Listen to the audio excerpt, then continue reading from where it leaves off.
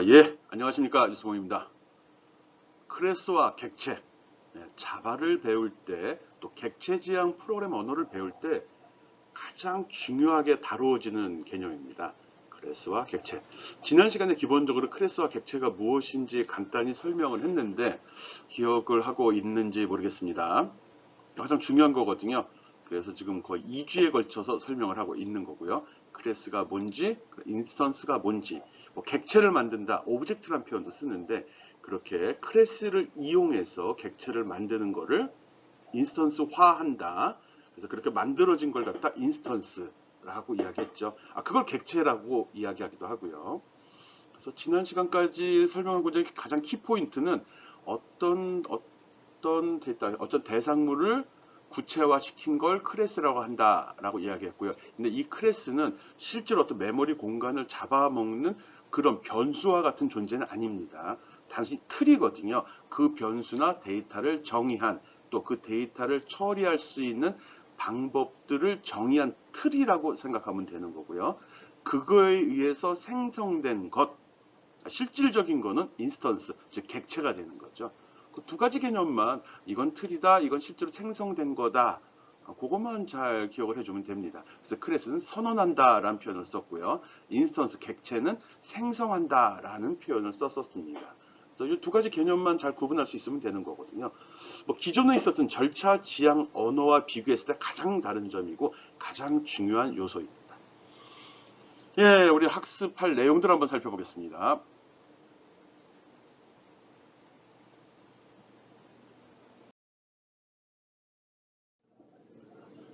네, 지난 시간까지 설명한 내용이 객체 지향 언어와 절차 지향 언어의 차이점, 특징 설명했고요. 객체 지향 언어의 특징이라고 이야기를 했는데 이거 기억이 나는지 모르겠네. 뭐 캡슐화, 상속, 또 뭐 있었죠? 구체화, 그다음 다형성, 요 네 가지 요소를 설명을 했습니다. 그걸 꼭 기억하고 있으라는 건 아니고요. 개념을 잡아달라는 거거든요. 뭐 지금 그 내용도 계속 설명하고 있는 거죠. 캡슐화 부분이 바로 클래스를 선언하는 것들이고요. 그리고 뭐 다형성 관련된 거는 이제 오늘부터 이제 설명하는 뭐 생성자 부분에서 쉽게 이해할 수 있을 겁니다. 또 뭐 구체화한다, 추상화였나? 예, 그렇게 설명했던 내용이 이제 클래스를 정의하는 방법이라고 이야기할 수 있는 거고요. 어쨌든 그런 내용들을 단계별로 설명을 하겠습니다.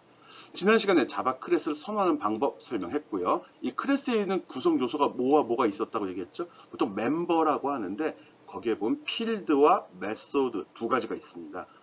용어가 좀 바뀐 거지 특별한 건 아닙니다. 그러니까 새로운 개념을 정립하다 보니까 사용된 용어가 좀 변경이 됐습니다. 변수, 그러니까 보통 이제 클래스의 멤버라고 하면은 필드하고 메소드를 얘기하는데 이 필드라는 건 변수입니다. 변수. 특별한 거 아닙니다. 그리고 메소드는 우리가 일반적으로 하는 함수, 펑션을 이야기하는 겁니다. 그것만 잘 구분하고 있다고 그러면은 뭐 성공한 겁니다. 클래스하고 객체 차이점, 이건 틀이고 이건 실제로 생성된 거다. 그렇게 구분했었고요. 또 객체를 생성하는 방법, 객체를 생성할 때 어떤 명령 쓴다 그랬죠?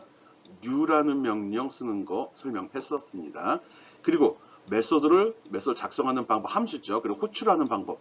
이거는 클래스 이름들, 인스턴스, 엄연히 인스턴스 이름 뒤에 그 피어드 마침표, 콤마를 찍고 뒤에다가 그 메소드 이름을 불러줬었죠. 그리고 메소드의 오버로딩 개념, 오버로딩 됐다는 거는 동일한 메소드, 동일한 함수인데 주어지는 데이터에 따라서 다양한 작업을 처리하는 거죠. 그래서 일반적으로는 데이터 그 매개 변수 또 인자라고 하는데 그 매개 변수의 개수가 몇 개이냐로 구분하기도 하고요. 또는 그 매개 변수의 데이터 타입에 의해서도 구분하기도 합니다.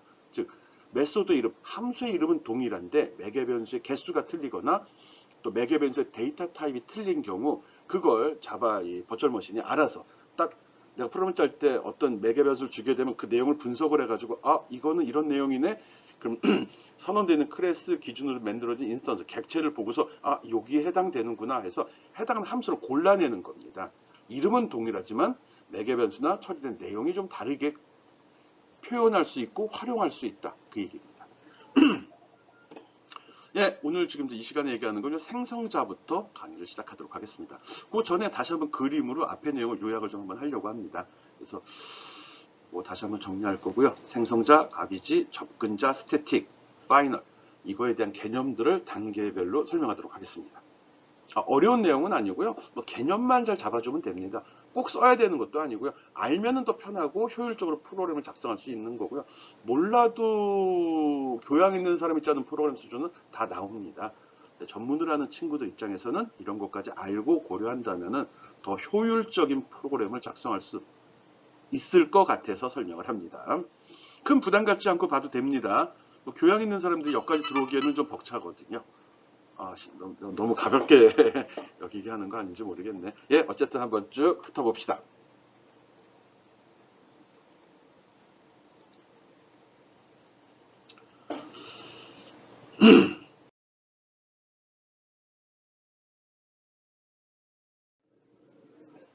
앞에서도 설명을 했는데, 뭐, 요게 이제 그 절차지향 언어하고 또 객체지향 언어의 차이점을 다시 한번 요약을 한번 해본 겁니다. 일반적으로 절차지향 언어라고 그러면은 어떤 데이터를 받아들여서 그거를 더하고 빼고 가공하는 과정을 거친 다음에 출력하는 순서로 진행이 되거든요. 그래서 이 데이터를 어떻게 처리할 건지 이거에 중점을 둬서 프로그램을 작성한다. 그래서 절차지향 언어라고 합니다. 이 절차지향 언어 속에는 변수, 여기서 외부에서 입력된 데이터를 저장하는 변수가 있고요. 또 그걸 처리하는 게 뭐 여러 번 반복적으로 사용된다 싶을 때는 단위 작업으로 잘 넣어서 함수라고 정의를 하죠. 이것들은 다 프로그램 안에 들어있는 거고요. 이런 구조로 되어 있는 걸 절차지향 언어라고 합니다. 그런데 이런 데이터를 받아서 저장을 하는데 이게 꼭 우리가 지금 전에 했듯이 특정한 변수 하나하나에다 저장하기 너무 힘이 들다는 거죠. 힘이 든다는 거죠. 그러다 보니까 이제 요게 좀 나름대로 가공 또는 처리하는 기법들이 좀 발전을 하게 됐습니다. 초창기에는 변수 하나만 베리어블이라고 하죠. 예, 그걸 이용해 썼는데 데이터의 개수가 많아지다 보니까 같은 종류의 데이터가 여러 개 들어올 때 그걸 구분해서 관리하는데 문제가 발생이 된 거죠. 그래서 발전된 기법이 또 데이터 표현 기법이 바로 어레이입니다. 어레이 기억나죠? 인덱스라는 첨자를 써가지고 동일한 성격의 데이터를 여러 개 가공할 때 1번, 2번, 3번, 4번 이렇게 남발을 매겨서 처리한다는 거거든요. 네, 알고 있죠? 그리고 이제 이렇게 처리할 때 또 문제가 발생이 된 거예요. 동일한 성격의 데이터라는 전제가 달려버렸거든요. 그래서 이건 문제가 있다. 우리가 학생 정보를 처리할 때 보면 학번, 이름, 학번은 숫자로 돼 있고 요즘은 또 바뀌어서 알파벳이 들어가기도 하지만 이름 있고 또 이 학생의 성적을 처리한다 그러면 성적 데이터는 숫자로 돼 있잖아요. 즉 문자 데이터하고 숫자 데이터가 혼용돼서 가공이 되는데 이럴 때 이거를 연관시켜서 관리하기가 너무 힘들다는 거예요. 무슨 얘기냐? 어레이에다가 학번, 이름, 성적을 처리하기 위해서는 학번이 들어가는 어레이 하나 만들고, 이름이 들어가는 어레이 하나 만들고, 이거는 문자 형식으로 되겠죠. 그리고 성적이 들어가는 거, 이건 숫자 형식이 되겠죠. 그 어레이를 또 만들어야 돼요. 그런데 이게 종으로 쭉 리스트를 했는데 실제로는 한 학생의 정보는 문자, 숫자로 구성이 되잖아요. 예.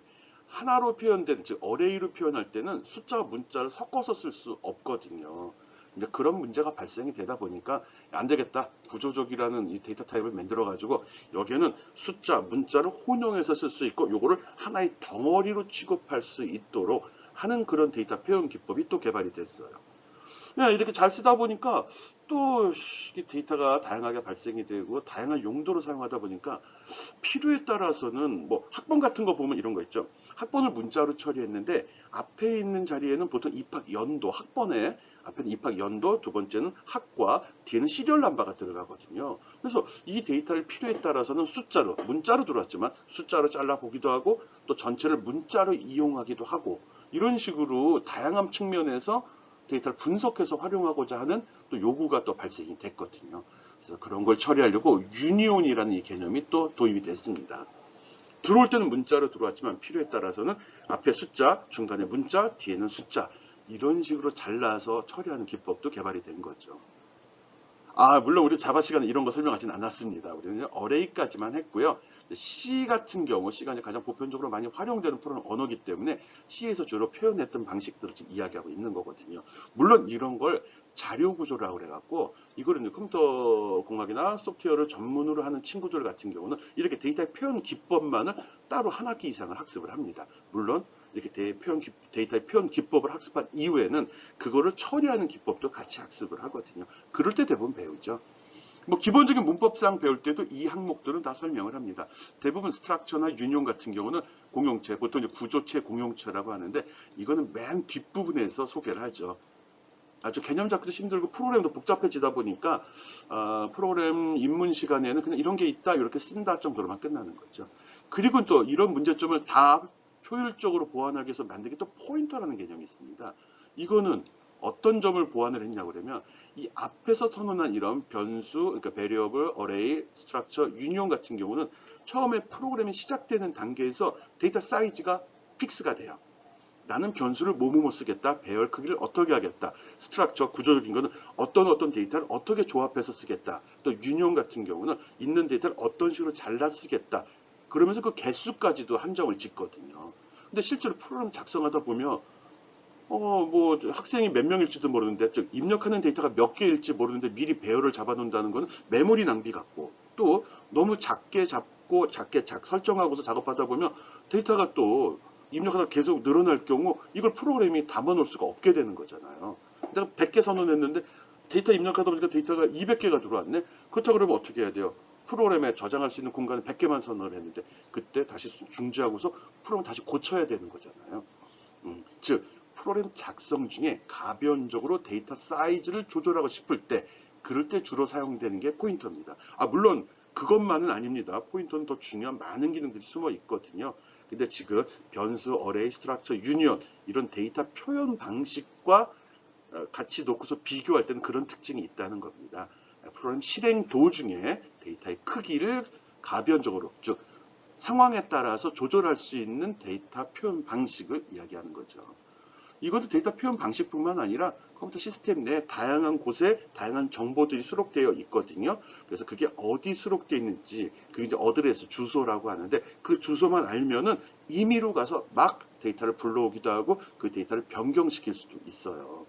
굉장히 효율적인 기능입니다. 내가 지금 간단하게 프로그램 실행 중에 데이터의 사이즈를 임의로 조정할 수 있다라고만 이야기를 했지만 많은 기능이 포함되어 있는 겁니다. 제가 얘기한 것만으로 끝내지 말고요. 어쨌든 이런 식으로 데이터를 다양하게 바꿔서 쓰면서 점점 프로그램 기법을 향상시켰는데 그래도 이제 문제가 계속 발생이 되는 거죠. 데이터는 다양하게 나오고 작성할 때마다 데이터가 바뀔 때마다 프로그램 다시 짜야 되고 또 개발자, 사용자 요구는 점점 늘어나서 자꾸 이것저것 수정을 하다 보니까 야 이게 데이터를 이렇게 분석하는 거 이게 굉장히 중요한 것 같아. 지금까지는 어떻게 처리하냐가 중요해서 프로그램 짜는 데만 집중을 했었는데 새로운 알고리즘을 만들고 이렇게 그것만 했는데 그게 아니라 이 데이터가 더 중요하고 자세히 보니까 데이터가 무엇이냐에 따라서 프로그램 내용이 변경되는 거야. 프로그램에 따라서 데이터를 만든 게 아니고 뭐 소위 이제 여기 밑에 적어놔 이런 식으로 사람들이 생각을 하기 시작한 거거든요. 데이터가 만들어진 후에 프로그램 작성되잖아. 근데 이 데이터를 명확히 정의하지 않은 상태로 하다 보니까 이 프로그램이 노다지 바뀌는 거지. 이거는 그대로 있는데, 즉 데이터를 데이터를 처리하려고 프로그램을 작성하는 거지 프로그램을 작성하려고 데이터를 만들진 않는다는 거죠. 즉 데이터 형태가 바뀌면 프로그램을 다시 작성해야 되는데 프로그램 처리 방식을 바뀐다고 데이터를 바꾸진 않는다는 거예요. 즉 중요한 건 데이터라는 거죠. 그래서 발상의 전환이 이루어져 가지고 야 중요한 거는 데이터야. 우리는 처리 방식을 놓고 데이터를 종속적으로 놨는데 그게 아니라 어느 데이터를 어떻게 처리하느냐 이런 관점에서 보자라고 사람들이 생각을 바꾼 거죠. 물론 이제 객체지향 프로그램 언어 설명할 때 뭐 현실 세계를 표현하는데 적합하지 못하다 뭐 그런 이유를 만들었다는 표현도 씁니다. 근데 궁극적으로는 중요한 요소가 프로그램이 아니었다는 거죠. 물론 프로그램이 중요하지 않다는 게 아니라 그보다 더 중요한 것, 즉 프로그램의 또 개발자한테 어떤 요구가 자꾸 들어오는 원인을 밝혀봤더니 이 데이터에 대한 정의가 명확하지 않아서 프로그램을 자꾸 수정하는 일들이 발생이 됐다. 이런 거죠. 나는 그렇게 생각한다는 겁니다. 정설은 아니고요. 그래서 생각을 바꿔서 안 되겠다. 데이터를 정의하자. 데이터를 정의해서 아예 데이터에다가 이 데이터를 가공하는 프로그램들을 붙여버리자는 겁니다. 즉 프로그램에 맞는 데이터가 나오는 게 아니라 데이터에 맞는 프로그램을 개발해 주는 거죠. 그리고 이 프로그램은 이 데이터를 선언할 때 기본으로 다 주는 거야. 데이터 선언이 잘 되면 데이터를 선언하는 사람이 이 데이터는 무슨 데이터니까 이런 류의 작업은 이렇게 해줘 라고 요구를 하게 되는데 그걸 아예 데이터 선언하는 단계에서 선언을 해 놓자는 거예요. 그게 바로 클래스입니다. 클래스는 단순히 데이터만을 정의하는 게 아니라 그 속에 메소드라는 게 들어있어서 이 데이터를 가공하는 것도 같이 그 데이터 타입, 일종의 클래스가 데이터 타입이잖아요. 그 타입에 같이 붙여줄 수 있다는 거예요. 그래서 어떤 대상을 구체화시키고 그게 바로 어디가 나 추상화란 말을 썼죠. 이제 어떤 대상 데이터가 있을 때 이거를 뭐 중복 요소 제거하고 유니크한 것만 골라내고 또 중요한 요소만 추출해가지고 그거를 논리적으로 표현한 클래스를 만드는 과정을 추상화 과정이라고 이야기하고요. 그 클래스 속에다가 이걸 처리하기 위해서는 이런 변수도 필요하고 이거는 이런 식의 계산 방식을 적용해야 돼 라고 만들어 속에 내장을 시켜버린 거죠. 일반 사용자는 너 몰라도 돼. 합계 구하는 방식, 평균 구하는 방식. 합계 구할 때 어떻게 하죠? 모든 데이터를 다 더해버리면 되죠. 평균 어떻게 구하죠? 모든 데이터를 다 더하고 데이터의 개수로 나누어주면 평균이 나와요. 분산, 표준 편차 이거 어떻게 구하죠? 물론 아는 친구도 있지만 일반인들은 개념은 아는데 모르잖아요. 그런 내용을 데이터를 선호하는 사람이 미리 다 정의해서 요 메소드로 여기다 담아 놓는 거죠. 그래서 사용자는 너 분산, 표준 편차 몰라도 돼. 평균 구하는 공식 몰라도 돼. 여기 다 들어있거든. 단지 그 이름은 평균이야. 이거는 분산이야. 그것만을 사용자에게 제시하겠다는 거예요.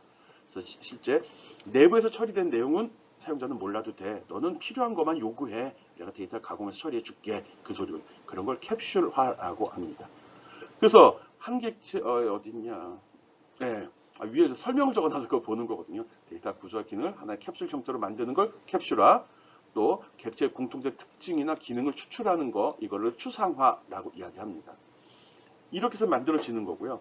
이렇게 기본적인 내용을 어떤 스펙, 뭐 사양을 정의했으면 이거는 사양이고 정의된 내용이지 이 자체가 데이터를 뭐 처리하거나 저장할 수 있는 그런 건 아니거든요. 그래서 클래스는 틀이다, 선언한다 라고 정의한 거고요. 그래서 이걸 가지고서 인스턴스화를 시키죠. 실제로 나 어떤 데이터를 좀 가공할 건데 이런 형식의 데이터야. 이거 쓸게 하고 new라는 명령으로 어떤 객체를 생성해내게 되죠. 그럴 때 우리가 클래스를 불러오게 되죠. 그리고 또 필요에 따라서는 이 클래스를 선언한 다른 걸 갖다 이용할 수도 있고 그걸 바탕으로 새로운 클래스를 또 만들어낼 수도 있어요. 그런 개념. 기존에 있는 클래스를 바탕으로 또 다른 클래스를 만들어내는 때 활용하는 게 이 상속이라는 개념이에요. 기존에 선언한 모든 속성, 필드, 메소드는 갖다 놓고 추가로 몇 개 더 할래. 그럴 때 다시 다 선언하는 게 아니라 기존 거 뭐지? 얘를 내 부모로 모실게. 그리고 난 여기 밑에 추가해. 이렇게 들어간다는 거죠. 또 이렇게 처리하는데 거기에 메소드를 쭉 작성하다 보니까 합계를 구한다. 합계를 데이터 하나일 때, 두 개일 때, 세 개일 때, 네 개일 때, 10개일 때, 100개일 때 이때마다 예전에는 그 메소드 함수를 만들 때는 매개 변수마다 프로그램을 다 짜줬어야 됐거든요. 다른 프로그램이었거든요. 이런 일이 너무 자주 빈번히 발생하다 보니까 안 되겠어. 처리 내용은 유사한데 이게 뭐 데이터 타입이나 또는 데이터 개수에 따라서 프로그램을 다시 짠다는 건 비효율적이야. 그래서 미리 선언을 해놓고 뭐 선언은 해야 되는 거죠. 방법은 제시해야 되지만 사용자 입장에서 데이터 2개짜리일 때는 어떤 거 불러야 되지? 데이터가 실수일 때는 어느 함수 불러야 되지? 어느 메소드 불러야 되지? 이런 거 고민하지 말라고. 너는 이거는 합계야, 편차야. 이 이름만 알고 있으면 되고 데이터 원하는 만큼 집어넣어. 내가 알아서 가공해서 처리할게. 그런 개념이 도입이 되는 그게 바로 다형성입니다. 오버로딩, 오버라이딩 이 개념이 들어간 거거든요. 지금 이제 앞에서 이전 시간에 했던 거 다시 한번 정리하는 차원에서 전체적으로 그림을 놓고 지금 설명을 하는 겁니다. 그럼 부담 갖지 않고 봐도 상관없습니다. 예, 그렇게 해서 만들어진 인스턴스 객체에는 이런 내용이 들어갔고요. 실제로는 여기에 데이터를 저장하고 여기에는 메소드로 데이터를 처리해서 사용을 하게 되는 거죠. 그래서 이런 개념들이 접근자, 생성자, 오버라딩은 처음에 new라는 명령, 처음에 객체를 생성하는 단계에 적용이 되는 거고요. 그 다음에 오버라딩, 예외 처리 이런 거는 실제로 활용하는 단계에서 사용이 되는 거죠. 데이터를 잘못 넣었을 때 오류를 처리하는 기법, 데이터가 2개일 때 어느 함수를 불러야 되는지 처리하는 기법, 이런 게 오버로딩, 즉 다형성, 예외 처리라고 하는 거고요.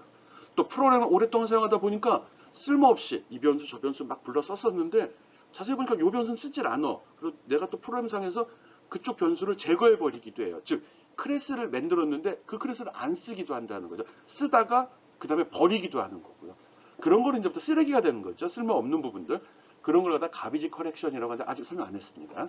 이런 기능도 자동으로 여기에 적용을 시켜버린 거예요. 사용자가 하지 않고 자바는 스스로 자동적으로 처리하도록 합니다.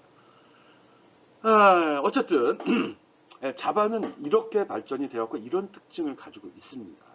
그리고 지금 우리가 배우는 자바 같은 경우는 이런 특징 하에서 프로그램을 작성한다는 게 가장 이런 거 왜 쓰죠? 프로그래머 입장에서 보다 짧은 시간에 효율적으로 프로그램을 작성하기 위해서 하는 겁니다. 근데 지금 설명을 들으면서도 느꼈겠지만 너무 요구사항들이 많지 않아요? 직접 이거 만들면 되는데 이거 선언하고 해야 되고요. 여기에 처리된 내용도 미리 다 선언을 해야 되죠. 그래서 지난 시간에 설명할 때 객체지향 언어의 단점에 개발 소요 기간이 많이 걸린다라는 그런 내용이 들어 있었죠. 예. 처음에 이 클래스 만드는 게 이게 그만큼 중요하고 또 이게 많은 영향을 미치다 보니까 여기에 많은 시간을 투자해야 됩니다. 또 바꿔 얘기하면 클래스가 완벽하게 구성이 되어 있다고 그러면 프로그램 작성 굉장히 쉬워지는 거죠. 거의 할 일이 없을 정도로 끝나버리기도 합니다. 그래서 실무에서 프로그램 짜는 사람들 보면 초기 개발 단계에서 이 클래스 선언으로 뭐 며칠씩 고민하는 사람들도 많습니다. 이 클래스가 어떻게 보면 객체지향 프로그램 언어의 전부라고 얘기하기도 하거든요. 거의 전부라는 건 좀 그러네. 이제 클래스는 굉장히 중요하다는 거, 그리고 이런 개념 하에서 발전이 되었다는 거, 데이터가 만들어진 이후에 프로그램이 존재해왔기 때문에 데이터를 처리하려고 프로그램을 작성한 게 아니라 프로그램 작성하려고 데이터를 처리하려고 프로그램을 작성을 하는 거지 프로그램을 작성하려고 데이터를 만들진 않아요. 데이터는 존재하는 거고 이걸 어떻게 처리하냐의 문제예요. 그러다 보니까 데이터 형태가 바뀌면 프로그램 다시 작성해야 되는데 무슨 얘기야. 데이터 형태가 바뀌면 프로그램 다시 작성하지만 프로그램 처리 방식이 바뀐다고 같은 얘기네요. 내가 적어놓고 헷갈리네. 그러니까 이런 생각 때문에 객체지향 언어가 등장하게 됐다. 뭐 이런 쪽으로 좀 이해해 주면 좋겠습니다. 요 그림, 큰 그림은 이렇게 기억을 해요. 내가 여기서 포인트를 둔 거는 어떤 내용이냐 그러면, 여기 이거. 예. 데이터 타입의 종류. 엄밀하게 데이터 표현 방식이죠. 타입이면 정수, 실수, 문자 이렇게 구분하는 거고요. 데이터를 표현한 방법이 이렇게 발전이 되어 왔고, 또 이런 거를 보완하기 위해서 클래스라는 게 나왔고, 클래스 내에는 이런 걸 다 포함하고 있다. 뭐 이런 겁니다. 물론 이런 기법이 뭐 눈에 딱 띄는 건 아닙니다. 요 밑에 개념은 지금은 신경 쓰지 맙시다. 괜히 자세히 설명하다 보니까 말이 꼬이고 점점 어렵게 느껴지는 것 같은데 쉽게 받아들여요. 데이터는 정해져 있는 거고 그걸 처리하는 기법을 보다 편하게 하려고 만든 게 객체지향 언어다라고 생각하면 됩니다. 또 하나, 객체지향 언어에서 사용되는 클래스 안에는 데이터를 정의한 것도 있고 그 밑에 이 데이터를 처리하는 프로그램도 붙어 다닌다는 거예요. 이게 큰 차이점입니다. 데이터 형식과 이 데이터를 처리하는 프로그램도 붙어 있는 상태, 포함된 형태를 클래스라고 한다. 또 그걸 실제 쓸 때 그거를 객체로 만들어야 되는데 그걸 인스턴스화라 한다. 갱 떠든 것 같아. 제가 주장하는 바가 뭔지 알겠죠? 이런 개념을 잡고 들어가자는 겁니다. 시간 너무 많이 갔어.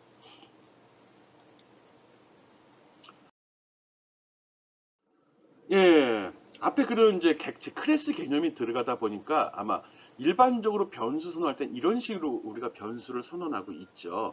근데 이 클래스, 즉 객체를 생성하다 보면 레퍼런스 베리어블, 레퍼런스란 말을 쓴다고요. 레퍼런스. 내가 이걸 설명할 때 목록이란 표현을 썼거든요. 목록에는 실제 데이터가 들어가는 게 아니라 데이터의 이름 또는 구분할 수 있는 항목 등만을 등록해 놓죠. 예, 이 객체에서 new라는 명령을 만나게 되면 레퍼런스 밸류가 만들어지고 베리어블이 만들어지고 거기에 어떤 데이터가 들어가는데 그 들어간 데이터는 클래스가 들어간다는 거예요. 여기에는 데이터 형식도 있지만 프로그램도 들어간다는 거죠.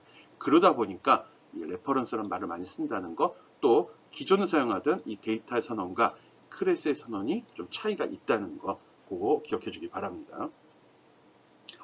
객체 제한 언어에서도 이거 씁니다. 그리고 이게 추가된 거죠. 뭐 예를 들어서 이런 식으로 변수를 선언한 이후에 이런 식으로 데이터를 저장해서 활용을 했었잖아요. 그런데 클래스를 쓸 경우는 여기 클래스 이름 주고 그 다음에 어디 이게 레퍼런스 이름이 되는 거죠. 레퍼런스 이름. 예, 그리고 이게 생성자인데 요걸로 해서 새로 만들어줘 그겁니다. 오케이. 그러면 요때 목록이 만들어지는 거고요. 요때 목록이 이게 이 목록을 만드는 거고요. 요게 실제 메모리의 공간을 할당받는 입니다. 오케이? 그리고 거기에는 실제 데이터도 들어가지만 이런 식으로 변수도 들어가고 거기에 처리하는 방법도 들어간다는 거, 그거만 기억해 주기 바랍니다. 에이, 힘들어. 앞에서 너무 떠들었네. 예, 앞에서 설명한 내용들 있죠. 예, 여기 보면 이게 좀 레탱글은 도형이죠. 도형. 보통 레탱글은 사각형, 직사각형을 이야기합니다. 알죠? 삼각형은 트라이앵글, 사각형은 레탱글, 오각형은 옥타곤 이렇게 나가는 거. 예, 여기서 데이터 클래스를 선언을 하죠. 이렇게 선언을 해줍니다. 여기에 보면은 레탱글이라는 거 도형은 폭과 높이가 있다. 그거의 면적을 계산하는 공식은 폭 곱하기 높이다. 그래서 여기서 이 데이터를 가공하는 프로그램도 여기다 집어넣어 준다고 그랬습니다. 그래서 변수하고 데이터 형태하고 그리고 그 처리하는 프로그램까지 포함해서 이걸 클래스라고 합니다. 이때는 메모리에 값을 저장할 수 있는 공간은 할당받지는 않습니다. 틀만 선언을 한 거죠. 할당받는 방법은 요 밑에 여기 인스턴스 객체 생성이라고 되어 있죠. 그래서 rectangle rect라고 하게 되면 목록을 하나 만들어 줍니다. 이것을 레퍼런스 변수라고 하죠. 그다음에 new 이걸 만난 순간에 실제 메모리 공간을 할당받고 이제 작업을 하게 되는 거죠. 할당을 받는 거죠. 예, 밑에 스케일 요 new는 이제 키보드 쓰는 거고요. 그리고 키보드에 어떤 값을 받아들여서 이렇게 저장하게 되는데 레탱글이라는 RECT라는 객체를 만들었는데 나는 with라는 걸 선언한 적이 없잖아. 이건 어디 들어있죠? 레탱글이란 클래스 안에 여기 있죠, 레탱글. 이 안에 이미 정의가 되어 있는 거예요. 그러니까 과거의 변수들은 특정한 값 하나만을 처리했지만 얘는 뭉뚱그려서 실생활에는 뭐 도형의 면적을 어떻게 계산해? 그러면 딱 본 순간에 폭은 이거고 높이는 이거야 이렇게 구분하면서 그러면 이 두 가지 정보가 있어야지만 면적을 계산할 수 있어 이렇게 생각을 하잖아요. 그 개념으로 발전이 됐다는 겁니다. 추상화됐다는 게 큰 의미 부여하지 마요. 단순한 겁니다. 우리가 생각하는 것과 동일하게 만들었다 이 정도면 됩니다. 그래서 이런 식으로 값을 받아들인 다음에 이거 면적 구하는 공식이 어떻게 되지? 잘 모르면은 맞아. get area 면적은 이렇게 구하는 거야. 미리 여기다 등록을 시켜놨거든요. 나는 요 이름만 알면 되죠. 그래서 rectangle이라는 데이터 타입 객체에 들어있는 데이터를 이용해서 면적을 계산해. 그럼 얘가 바로 결과값을 return이라는 명령을 만나게 되면 나오거든요. 이걸 여기다 바로 삽입을 시켜버리는 거죠. 괜히 뜸들이나? 예. 앞에 설명한 내용이 요약된 거고요. 지난 시간 마지막 시간에 4-1번 예제도 수행을 했죠. 같은 내용입니다. 그래서 여기서는 클래스 선언하는 방법, 그리고 객체 생성하는 방법, 그리고 생성된 객체를 이용하는 방법, 이거 지금 보여주고 있습니다.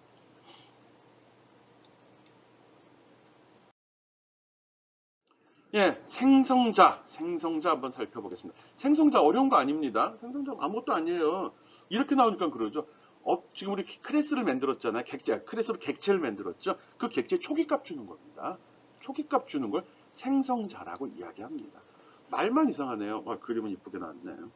예, 그래서 객체가 생성될 때 초기화를 위해 실행되는 메소드는 프로그램인데 함수인데, 예, 초기화시키는 게 데이터가 옛날같이 객체 지향 언어는 옛날 그 절차 지향 언어 같이 하나의 값이 들어가는 게 아니라 여러 개의 값이 복합적으로 들어가잖아요. 그러다 보니까 이게 한 줄로 끝나지 않을 수도 있거든요. 그래서 이걸 모아서 하나의 프로그램 같이 함수 같이 선언해 놓게 되는 거거든요. 그러다 보니까 여기서 이 메소드라는 표현을 쓴 겁니다.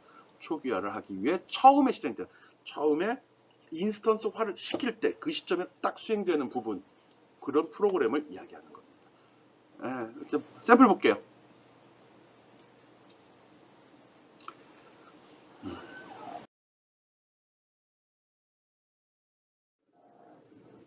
예, 두 개의 생성자를 가진 서클 클래스. 이것도 무슨 얘기야? 지금 생성자 설명하고 있습니다. 생성자 뭐라고 그랬죠? 어떤 객체를 만든 후 그걸 초기화시키는 방법, 초기화시키는 메소드라고 이야기했습니다. 함수라고 얘기했죠. 그래서 이것도 다형성이 적용이 됩니다. 내가 여기서 서클이라는 클래스를 선언을 했거든요. 얘는 반지름과 이름을 가지고 있어요. 이거를 처리하는데 이 객체가 처음 생성이 되면 그때 생성될 때 잘 생각해봐요. 오른쪽 점만 봅시다. 오른쪽 생성될 때 보면 여기서 요게 레퍼런스 변수를 선언하는 거죠. 요게 클래스 이름, 그리고 요게 레퍼런스 변수가 되는 거잖아요. 요게 레퍼런스를 만들어 주는 거예요. 그 다음에 실제 객체가 만들어진 건 new라는 명령을 만나야 되는 거잖아요. 그때 new를 만날 때 뒤에 보면 이름, 동일한 이름을 지금까지 써왔죠? 아무 생각 없이. 그리고 특이한 점이 있다 그러면 이름 뒤에 괄호 열고 닫고를 했어요. 이 괄호가 붙으면 다 메소드입니다. 메소드. 아, 그럼 이것도 메소드인가? 네, 메소드예요. 그럼 이 가로 속에 뭐가 들어있어도 예, 이것도 메소드예요. 그럼 여기 메인에 있는 이것도 예, 이것도 메소드예요. 이 괄호가 붙으면 어떤 함수의 메소는 프로그램이라고 하잖아요. 함수라고 그랬잖아요. 어떤 프로그램인데 그 프로그램 수행되는데 필요한 데이터, 내가 처리를 요구하는 데이터를 여기다 적어주는 거거든요. 이때 그러면 여기 보면 앞에 적힌 서클하고 뒤에 적힌 서클이 같은 게 아니네. 예, 맞아. 같은 게 아니에요.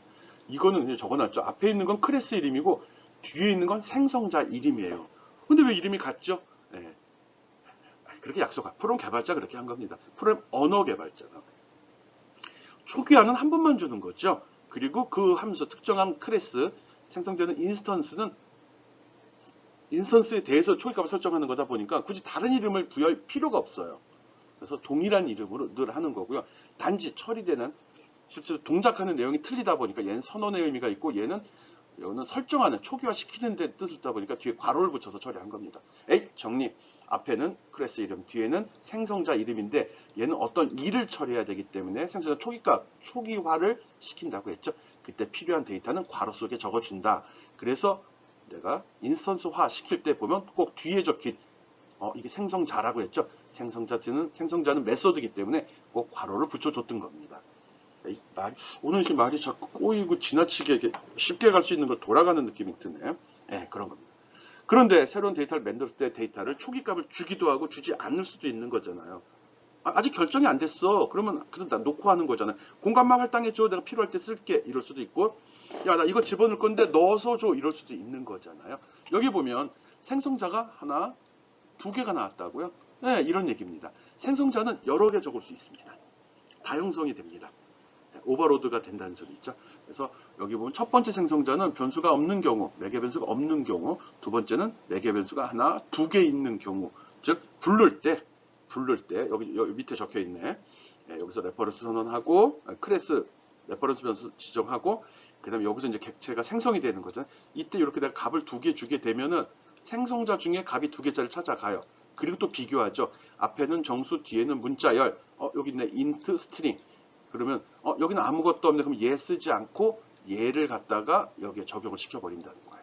이 데이터를 여기에 집어넣어서 이렇게 처리한 다음에 그 다음 단계를 수행한다는 거죠. 처리하는 게 뭐죠? 메모리를 할당받고 값을 저장시키는 거죠. 말이 복잡한가? 예, 그렇게 할 수도 있다는 겁니다. 지금 생성자 역할하고 생성자가 두 개 있는 경우 설명하고 있습니다. 두 번째 것도 똑같은 방식으로 하는데 얘는 괄호 속에 아무것도 없어요. 즉 매개 변수, 인자라고도 하거든요. 인자가 없다는 거거든요. 예, 그렇게 처리해도 돼요. 그럼 데이터 값이 없다 보니까 출력을 할 수가 없잖아요. 처리할 수가 없잖아요. 예, 그런 거는 이런 식으로 멤버를 불러가지고 특정한 객체에 포함되는 필드 값, 요 name이라는 걸 불러서 도넛 피자 그리고 그거의 면적은 크기가 없는데 어떻게 면적을 구하지? 그래서 한번 가봤죠. 여기 보니까 서클 괄호 속에 아무것도 없는 경우죠. 서클 괄호 속에 아무것도 없는 걸 살펴봤더니 여기서 아무것도 없는 경우 레디 반지름은 1로 자동 설정하도록 했네. 내가 값을 주면 여기 같이 내가 값을 이렇게 설정하면 그 값으로 지정을 하고 값을 안 주면 그냥 1로 설정하도록 한 거예요. 이런 게 프로그래머가 고려해서 미리 선언을 해 놔야 된다는 거거든요. 내가 앞 슬라이드 설명할 때 실무하는 사람 중에 프로그래머가 이 클래스 선언하는데 며칠씩 걸린다고 이야기했었잖아요.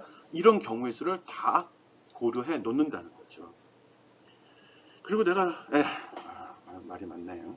예, 그런 점 고려하기 바랍니다. 그래서 생성자는 초기화를 시키는 그런 작업을 수행을 하고요. 이거는 여러 개가 들어갈 수도 있습니다. 여러 개가 들어갈 수도 있어요. 그 특징은 클래스 이름과 동일하다는 거, 클래스 이름과 동일한 이름을 쓴다는 거, 그거만 기억해 주면 됩니다. 그리고 쓸 때 우리가 인스턴스 할 때 보면 뒤에 이름 적어 주잖아요. 그때 이 괄호가 있는 이유는 이게 바로 생성자이기 때문에 메소드이기 때문에 이렇게 선언을 해준다는 것도 기억해 주기 바랍니다. 오늘 유난히 좀 말이 많은 것 같습니다.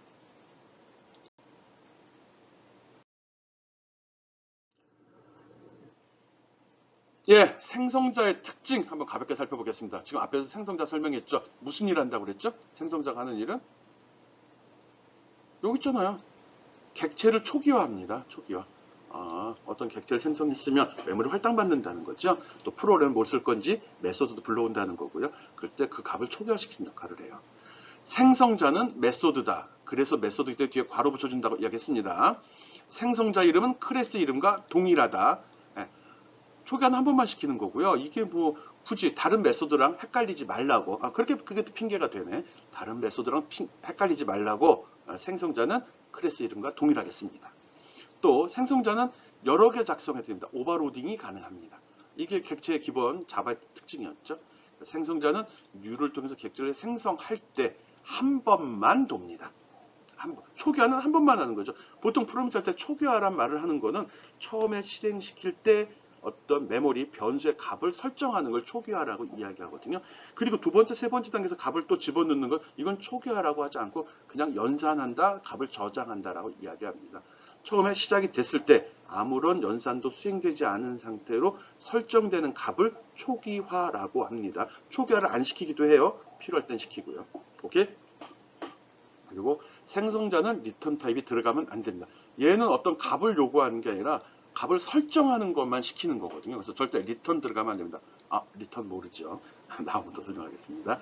생성자는 객체가 생성 때 반드시 호출됩니다. 이 말 잘 새겨 들읍시다.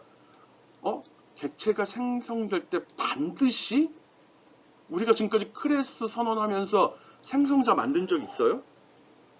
조금 앞에 페이지 거 말고. 한 번도 없죠? 한 번도 없는데 말이 잘못된 거 아닌가? 개발자가 생성자를 작성하지 않으면 컴파일러가 자동으로 삽입을 해줍니다.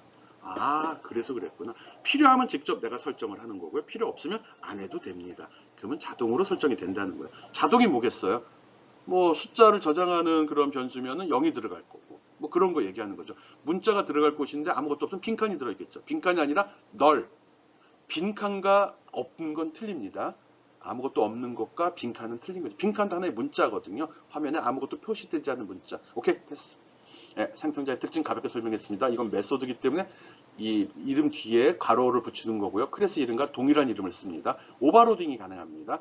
데이터 인자의 개수나 또 데이터 타입에 따라서 여러 개의 생성자를 만들 수도 있습니다. 아무리 많이 만들어 놓았다 하더라도 뉴가 실행될 때 한 번만 호출되고 실행이 됩니다. 이거는 값을 설정하는 걸 목적으로 하기 때문에 리턴 타입을 사용하면 안 됩니다. 그리고 목적은 초기화하는 거죠. 객체가 생성될 때 분명히 한 번은 호출이 됩니다. 어느가 하나는. 근데 우리가 지금까지 안 했던 이유는 컴파일러가 알아서 만들어주고 있는 거거든요. 필요할 때만 설정을 합니다. 오케이? 이렇게 있는 것만 얘기하고 넘어갈게요.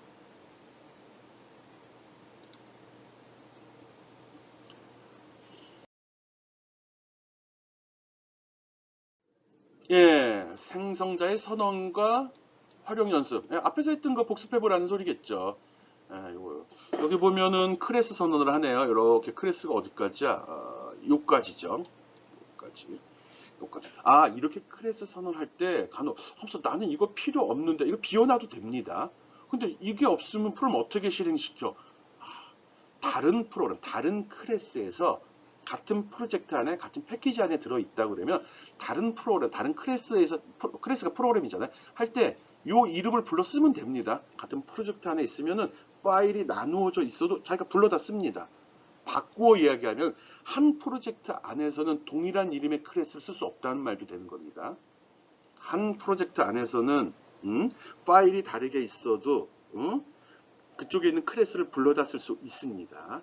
이거는 바꾸어 이야기하면 한 프로젝트 안에는 동일한 이름의 클래스가 존재할 수 없다라는 겁니다. 알고 있고요. 그래서 이 부분은 없어도 상관없습니다. 당장 실행시켜 볼 거 아니라면. 여기서부터 여기까지 실제로는 여기까지가 클래스 선언이죠.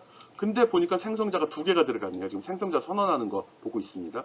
얘는 봤더니 북이라는 클래스가 북이니까 북으로 만들었죠. 이름이 똑같으면 이거 생성자구나 이렇게 받아들여야 됩니다. 여기는 스트링, 문자열이 1개 들어올 때 밑에 거 보니까 문자열이 하나, 문자열이 2개, 문자열이 2개 들어오는 경우가 있을 수 있네. 어떻게 이렇게 되지? 여기 보니까는 타이틀에다 T, 어서에다가 작자 비상. 여기는 타이틀, 어서. 아, 책에 대해서 저자하고 제목을 관리하고 싶은데 그 값을 처음에 어떤 데이터를 입력받을 때 처리할 때 책 이름만 집어넣는 경우도 있고 책 이름과 저자를 넣는 경우도 있구나 그 소리입니다. 그러면 책 이름도 저자도 아무것도 안 넣는 경우는 얘는 없죠. 그러면 에러가 되겠죠. 해보는 거죠. 뭐. 그렇게 지금 선언을 했습니다. 지금 생성자 두 개가 선언이 됐는데 무조건 생성자의 초기값, 값을 하나 또는 두 개를 주도록 선언을 했어요. 그러면 실제 프로그램 짤 때 안 주면 에러가 난다는 소리입니다. 그럼 이걸 아예 안 쓰면 어떻게 되죠? 이거 안 쓰면? 이거 안 써도 프로그램 잘 돌아가죠? 어떻게 돌아가죠? 이런 식으로 생성이 될 때 이거 값 주면 에러 납니다. 왜? 여기 생성자에 매개 변수가 이거 없었다는 점은 매개 변수가 있는 생성자를 선언한 적이 우리가 없거든. 그럼 에러가 되는 거죠. 없어도 된다는 소리고 없을 때는 저런 식으로 선언할 수 없다는 겁니다. 한번 지우고도 돌려보면 좋겠네요. 그래서 여기서 뭐 리틀 프린스 어린 왕자 같은 애 이걸 할 때는 이렇게 이거에다가 내가 인수를 데이터를 두 개 주면은 요 두 번째 여기 스트링 이쪽으로 와서 생성자가 동작을 하는 거고요. 밑에 같이 러브 스토리에 가고 춘향전이라고 내가 요 생성자의 데이터를 하나만 주면 자동으로 생성자 중에 데이터를 하나를 필요로 하는 놈한테 가서 요게 수행이 되는 겁니다. 둘 다 수행되지 않습니다. 하나만 수행이 됩니다. 오케이? 그 결과는 여기에 출력문이 있으니까 나오겠죠?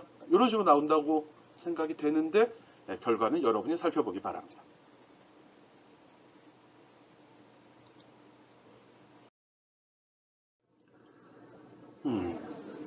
기본 생성자. 기본 생성자 디폴트 이렇게 나오는데 매개 변수 없고 아무 작업 없이 단순 리턴하는 생성자를 디폴트 생성자라고 한다. 이것도 무슨 얘기야? 생성자 중에 뭐 특이한 경우, 근데 기본이라고 되어 있는데 클래스에 생성자가 하나도 선언되지 않은 경우 일반적으로 우리 그렇게 썼죠. 그럼 컴파일러가 자동으로 삽입을 한다고 이야기했어요. 뭐 이런 얘기를 왜 하는 거지? 여기 보겠습니다. 클래스라는 거 선언했고요. 여기 메인에서 여기서 객체를 생성하는데 요 속에 아무것도 안 넣어줬네요. 이런 경우 문제 없다는 거죠. 여기에 지금 생성자가 존재하지 않죠? 없어요. 그래도 전혀 문제 없다는 소리입니다. 요번에는 서클을 선언을 하는데 여기 있네. 서클에 생성자가 있네요. 생성자는 집어넣는데 내용이 아무것도 없네. 내용이 아무것도 없어도 됩니다.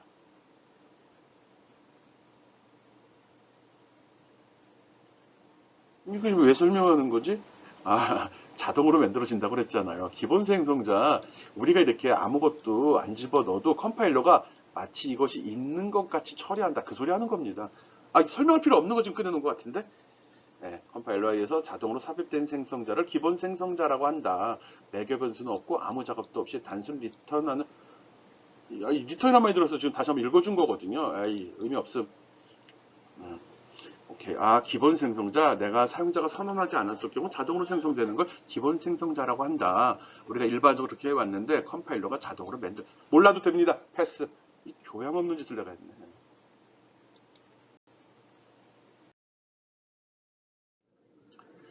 기본 생성자가 자동 생성되지 않는 경우 개발자 이 어떤 경우 이렇게 되죠?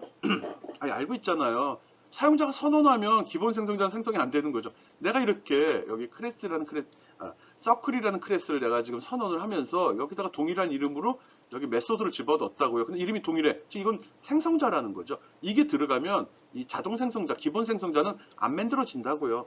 당연한 얘기지 뭐. 당연한 얘기죠. 그러면 어떻게 된다고 그랬죠? 뭐가 뭐 그렇게 그냥 되는 거지. 근데 사용자가 지정을 할 때 여기 인수를 하나 선언했잖아요. 인트로 r이라는 값을 달라고 그랬죠. 그런데 생성할 때 이렇게 new 다음에 요거 생성자 메소드, 생성자니까 메소드죠. 값을 주면 문제가 없지만 이렇게 사용자가 분명히 생성자에다 매개 변수를 필요하게 선언을 했다면 생성하는 단계에서 인스턴스를 만드는 단계에서 매개 변수를 주지 않으면 오류가 된다고요. 앞에서 언뜻 이야기했는데 해보라고. 알았죠? 그래서 사용자가 생성자를 선언할 때는 어떻게 선언할지 잘 기억을 하고 그게 맞추어서 해야 됩니다. 거꾸로의 경우도 생각해야 됩니다. 이걸 안 했을 때 이렇게 주면 그것도 에러가 되겠죠. 그러니까 클래스 선언이 굉장히 중요한 거죠. 프로그램이라는 거는 다 좀 있어. 지금 중요한 거 그게 아니지. 통과.